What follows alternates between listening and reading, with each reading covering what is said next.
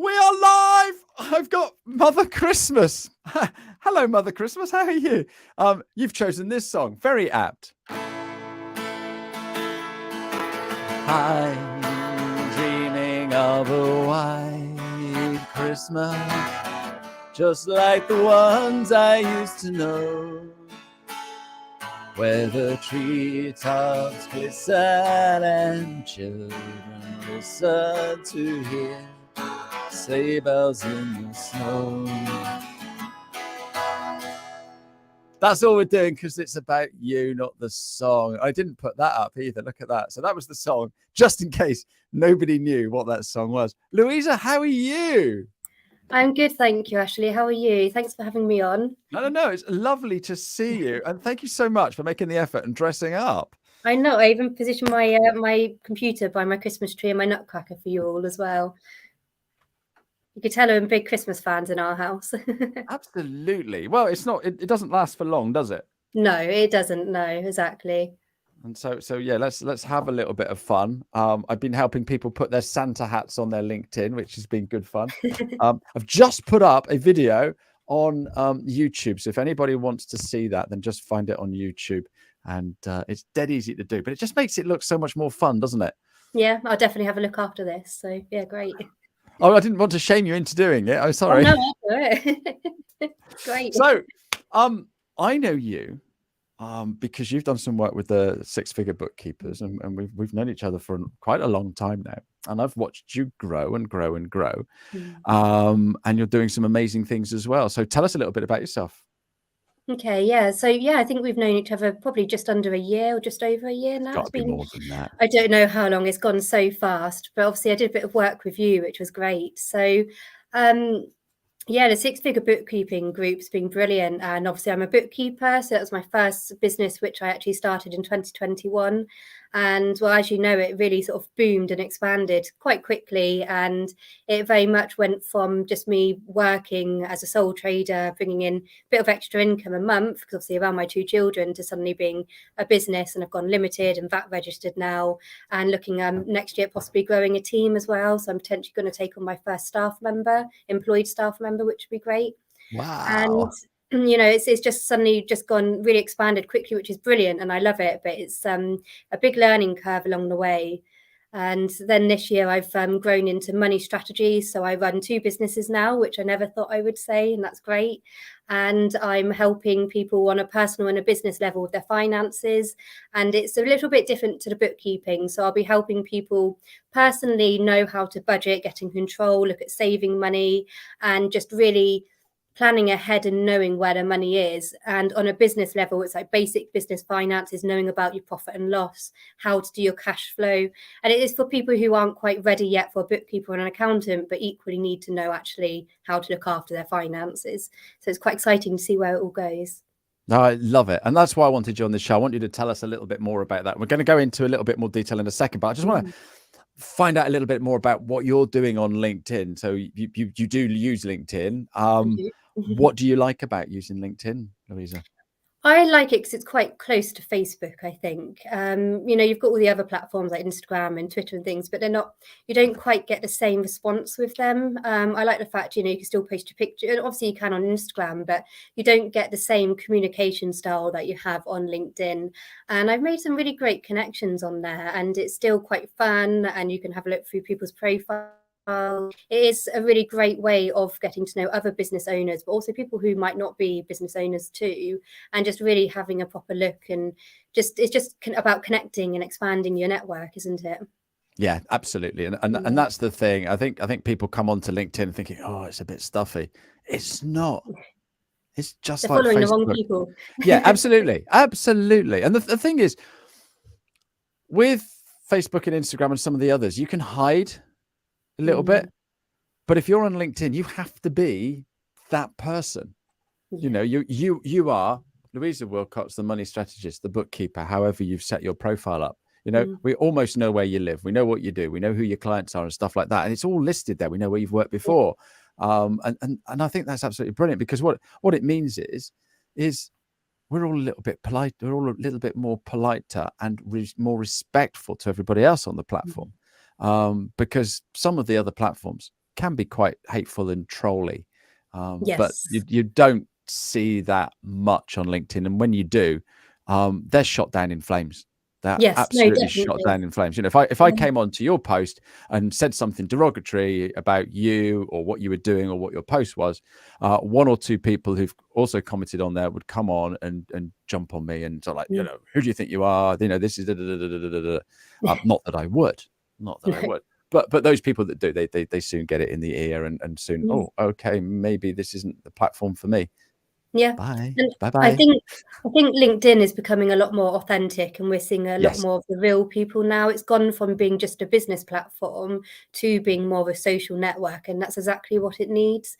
Because, you know, as you say yourself, you buy from people who you know, like, and trust, and you need to be your true self on there. And you know, sharing those personal photos is just as important as sharing your business ones, and more so because I want to connect with people who get me and who I get with them as well. So, you know, and you've got that connection there. So it is becoming a lot more friendly, and people are learning more about each other as well. It's great. No, which is a great thing, indeed.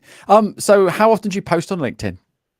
So I try to follow your rules. So I do post. They're not rules. I promise you, they are not rules. They're suggestions. They're ideas. They're tips. So no, I try to post on there on my main page sort of 2 to 3 times a week. I don't do it every week, I will be honest. I'm probably more active on Facebook, but I do try to comment a lot on people's posts, and I like to show support and to actually make those connections as well. So that's been really great. No, that's the thing. It's being present, it's being consistent, and as long as we're doing all that, then that's absolutely superb. Yeah. So come on, then, what's all this about money strategist? What does it mean? What are you doing? I totally get what you're doing, and at the moment, we all need a little hand, don't we? We can all get carried away spending money, and we've got to turn the heating down, and goodness knows what else. So what is a money strategist, and how do you help people, Louisa? Well, actually, for me, I started it not even because of the recession or the heating or anything. For me, it's very personal. So if you know, those out there who haven't really met me before, those who have know that, you know, I was a single mum at the age of 20. I had my first son, and you know, it was really hard, and I worked full time, but I was on benefits. I was in a council house, and I was very much living paycheck to paycheck. At one point, I couldn't even afford to feed sort of myself. And it, you know, when you've got a child, you put food on the table for them, and you always think about yourself last. And I've gone from that to now being in, you know, my eldest son's disabled, which is why I went self-employed so I could work around him. And my youngest son, you know, I've got 2 children now, so it's for me, I need the family life flexibility, the true family life flexibility, not what they advertise. So for me, that's why I went self-employed. And I always say, if I've gone from being a single mum to where I am now, being married with 2 children, I'm a homeowner, and I'm the breadwinner of the family. And okay, you do still look at your finances and your money, but now I can go out with friends, and I don't have to sit there having a full English breakfast and a coffee, going, gosh, I don't even know if I can actually afford this. And I don't. For me, I set it up because I want other people to get to that point and to realize you can get to that point. And you know, budgeting, it's not about cutting down on your finances. It's not a weight loss thing. You're not doing Slimming World. You don't have to count your calories, but it is very much about being aware of where your money is going and how it's working for you. So I probably do things a little bit different, and I actually talk about more about taking that financial control and being more money aware and knowing how your money is working for you, rather than going, okay, you need to cut down here, you need to get rid of this, you need to stop going out. Because we need to live life, you need to enjoy it. And I think if I can get myself to this point, then I can help others do that. And that's what I want to do. And the business, just the finance side, makes sense. Being a qualified bookkeeper, I can help so many people out there with their business finances. And again, people set up a business and they don't really realize that actually you need a separate bank account to think about your finances, and, you know, what about your insurances and looking at your profit and loss. It's those simple things that people forget or aren't aware of. And then they end up in financial difficulty further down the line because suddenly they've got a VAT bill to pay, or they've got to pay their taxes at the end of the year, and the money's being spent. Yeah, it makes awful lot of sense. I love that. So what you're saying is then, if you were, so you're teaching money awareness and like Slimming World, etc. To use that analogy, if we follow your rules as a weight loss consultant, I can still eat cake. Is that what you're saying? Yes, Excellent. definitely eat Okay. cake. Yeah. I never cut cake out. Because that's the thing, isn't it? It's sort of like, right, we can all save money, just live like a hermit. And I guess during lockdown, we all saved money because we couldn't drive anywhere, weren't allowed out. We couldn't, you know, all these things. And initially we couldn't even get takeaways or anything. So No, exactly. basically we were still earning the same amount of money if we were on furlough or our boss was happy to pay us or we were working from home. But we had nowhere to spend it. And so, but you know, we all know what lockdown was like, and how nice is it to now just like, well, I just fancy a coffee. I'm just going to pop down the shop or whatever. How do we get that balance from staying in and not going out and not seeing anybody to where we are now? But hang on a minute, there's always month left at the end of the money. Yeah. Again, it's about just being really like money conscious and knowing how your money's working for you, but also knowing how you want it to work for you. Unfortunately, we all do have bills like the electricity and that we have to pay for because, you know, you want to keep a roof over your head, keep your children warm. But, you know, it's just about being really conscious about where those finances are going and looking at your bank statement and looking at what you're doing. And, you know, sometimes we've got direct debits going up that we might have even forgot about, or we don't realize actually that they've increased, and it's about shopping around.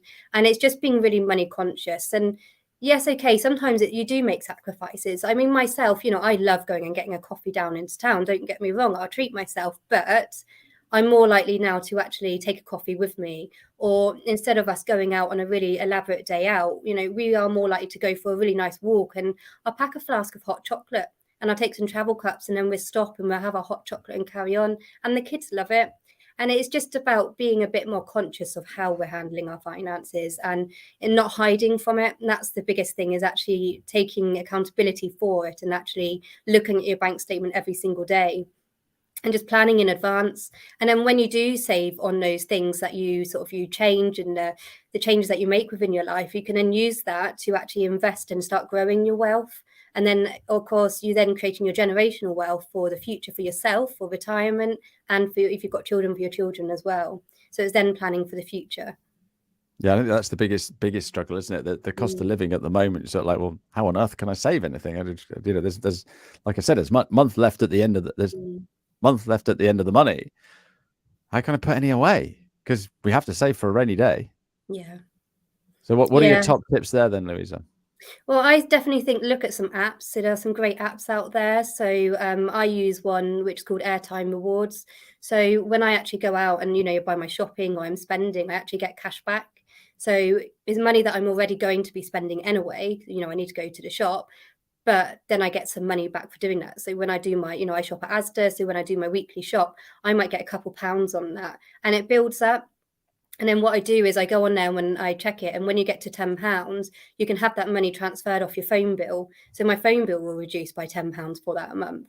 And although it's not physically in your pocket, it's a way if you're spending that money already, you're earning money for spending it. You're not going out and just spending more. So you might as well get the reward for doing that. And it's a really, really easy and simple to do. It's a free app as well.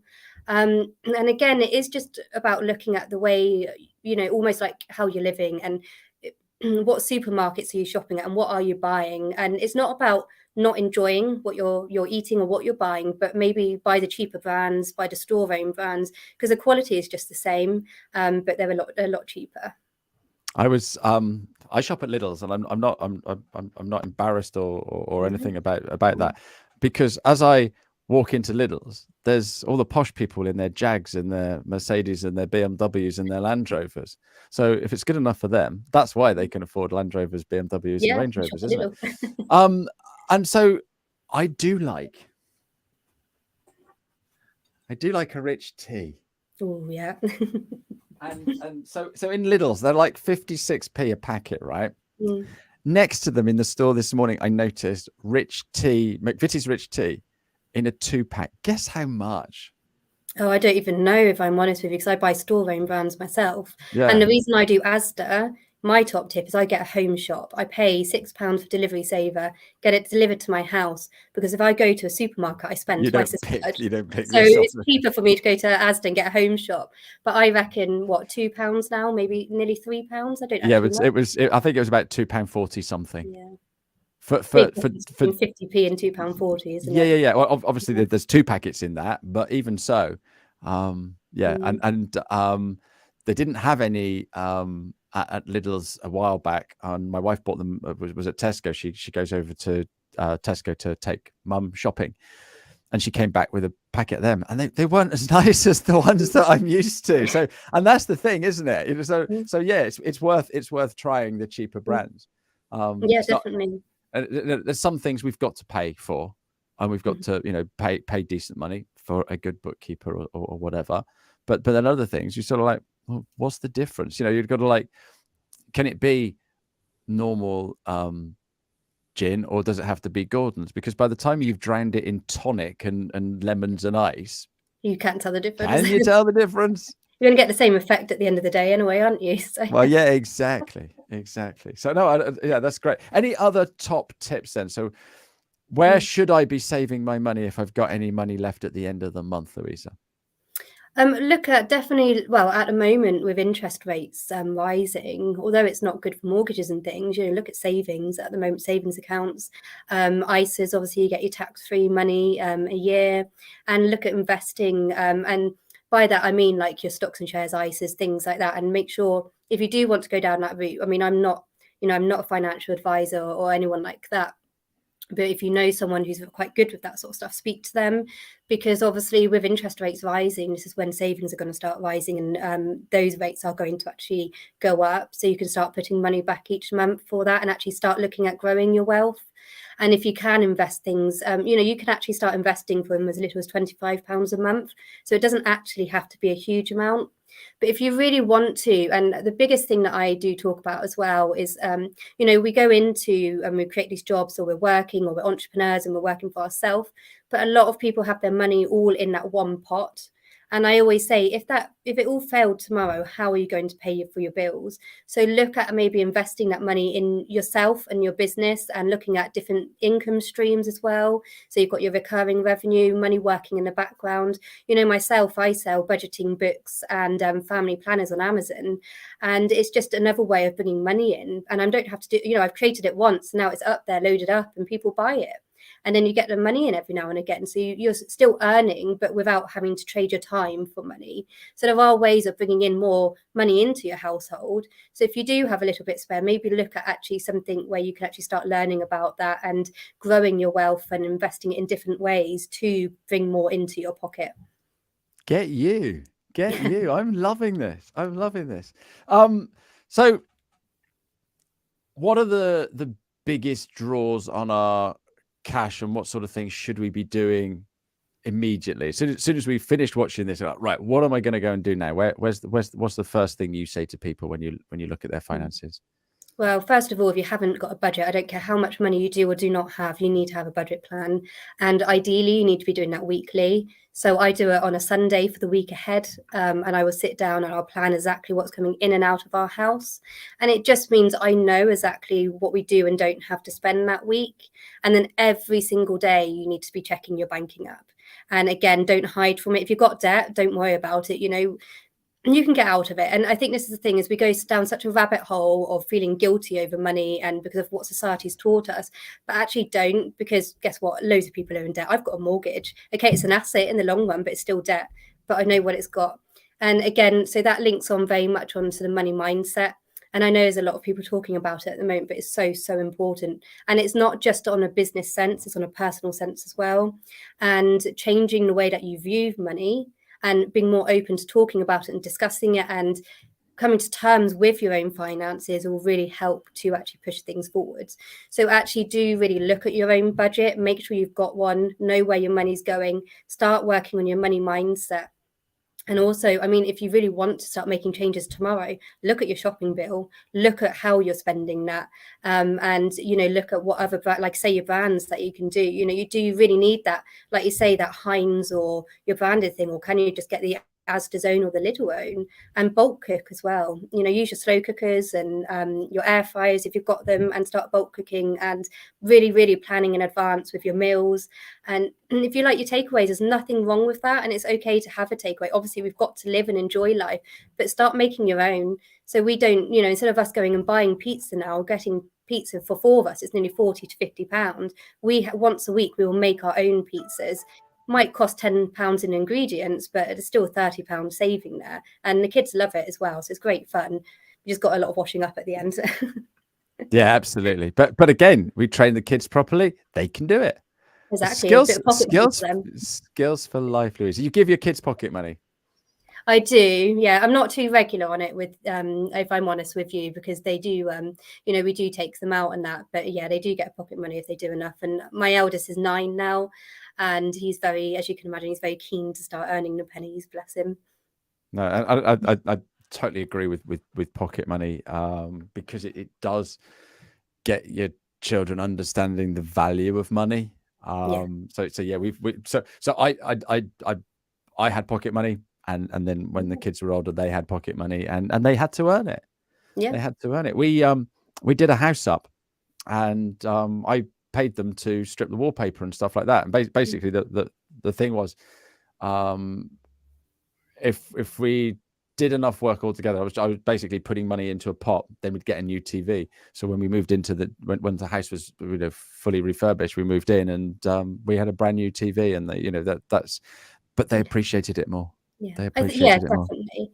And I think with finances, especially now, it's so important to talk to children about money, because again, it comes down to the money mindset, but how we treat our finances are often learnt behavior, and that can be from when we're younger. You've all heard the phrase, money doesn't grow on trees. Yep, absolutely. You don't realize how much of an effect subconsciously that can have on the mind. And starting to talk and teach our children about money from a really young age is important. I mean, in the long run, when, in the future, when my children are a bit older, I actually want to go into schools and start showing the next generation how to look after finances. Because we go through school learning about, algebra. I mean, I'm a bookkeeper. I never use algebra, and we learn about all of these different things, but they don't teach us how to look after our money. And even if you go and do business studies and that, they teach you about business, but where do they teach us about how to fill in a mortgage application form, what you need to do for a mortgage, how to look after your credit rating, and just the basic finances? So we go through life, but we don't learn about that. And that's the key, is it's really starting it from a young age with our children. And it can be little things, as in, go tidy your bedroom and you've got 50p. It doesn't have to be a huge amount. And then, with that 50p, well, what are you going to do? Are you going to save it for something bigger? Do you want to go and spend it now on some sweets, or, whatever it is that you allow your children to have? And it's just about talking about it. But also, don't be money shy. And it's really, really important that we do talk to our children about our finances. Again, it's something we don't do, especially in the UK. We are almost afraid of talking about our own money. We need to stop this and actually talk to our children about it and show them, okay, how, this is what we have for shopping this week. Go and do a shop with me. Okay, oh, well, you want that pack of digestives then? Well, that's going to be this much. Well, we could have this cheaper one, and which tastes the same. And then actually you can use that money towards something else. And that's the key for the next generation, is actually starting to talk to them about it now and help them become more financially aware. No, brilliant. Absolutely fascinating. I could talk to you absolutely all day, but we've gone over our 15 minutes. Sorry. No. It's absolutely fine. I'm not always the 15-minute guy. I can do a little bit longer. But I've got one more question for you. Mm-hmm. But I'm just going to let people know who I've got coming on my show next week. And I was telling you a little bit about her before we started. Mm-hmm. I've got the lovely Lisa Bailey Brown. She's coming on because she's coming to talk to us about vision boards. She put a post up the other day about vision boards and how she did one last year, and pretty much everything's come true. So it's nice to know that a normal person has done this. This isn't a vision board specialist. This isn't someone that pushes vision boards. She's just watched something and taken it on board, and so she's going to come and share with us. And it's perfect timing, because we ought to be thinking about next year now. Mm-hmm. So I'm looking forward to having a chat with her. So my question, my very last question to you is here somewhere, is what would you, if you could go back in time and visit your 16-year-old self, what would you tell her? To be more confident and not worry about what everyone else thinks of me. I think, definitely. Good for you. Perfect answer. That was a lovely interview. Thank you so much for coming on. Have yourself a fantastic Christmas with your children, and good luck for 2023. And thanks ever so much for joining us today. Have a wonderful Christmas as well. Enjoy it. Thank you. You get out what you put in.